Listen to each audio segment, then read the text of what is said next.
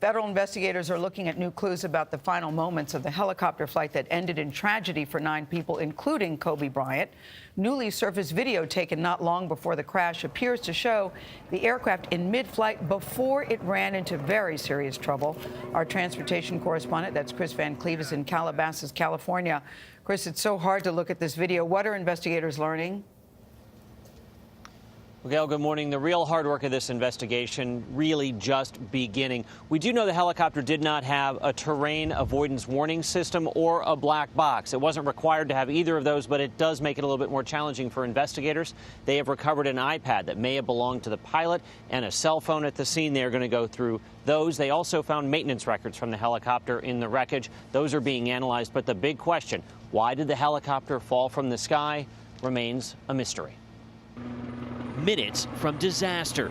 New cell phone video appears to show Kobe Bryant's helicopter circling near Burbank Airport before the crash.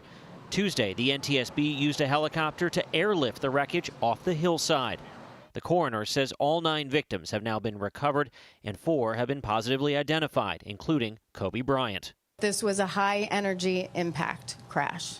About 35 minutes after takeoff, with the weather deteriorating, pilot Ara Zabayan asked controllers to track him on radar, but he was flying too low. 4 minutes later, he radioed he was going to go above the layer of clouds.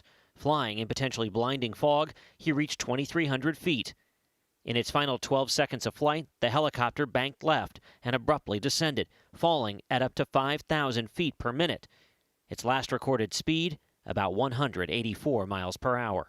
Do you have a sense if the helicopter came down all in one piece, or is there evidence that it perhaps broke up as it was coming down? Preliminary information is that the helicopter was in one piece when it impacted the terrain.